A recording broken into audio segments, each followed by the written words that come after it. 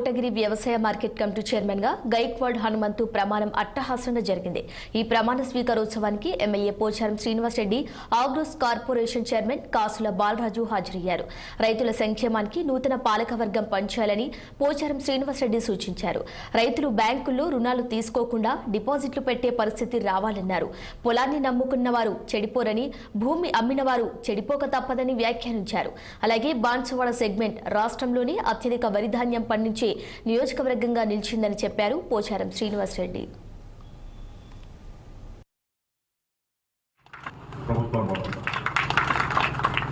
ఒక్క శాతం కూడా వ్యవసాయదారులకు వ్యతిరేకంగా మన నిర్ణయాలు ఉండకూడదు. నేను హనుమంతు గారికి మా మిగతా పాలకుల సభ్యులకు విజ్ఞప్తి ఏంటంటే, సందర్భం యువకులు వచ్చారు కాబట్టి వ్యవసాయదారుడు అనేవాడు, నేను కూడా ఒక వ్యవసాయదారుడు కాబట్టి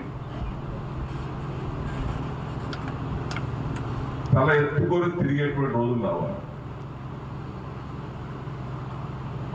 ఒక బ్యాంకులో పోయి అప్పు తీసుకోవడం కాదు, మేము మీరు కలిసి పనిచేసి ఆదాయాన్ని పెంచుకొని సంపదను పెంచుకొని ఏ బ్యాంకులో అప్పు తీసుకోవడం వెళ్తున్నామో ఆ బ్యాంకులో మన డబ్బులను డిపాజిట్ చేసుకునేటువంటి స్థాయికి రైతులు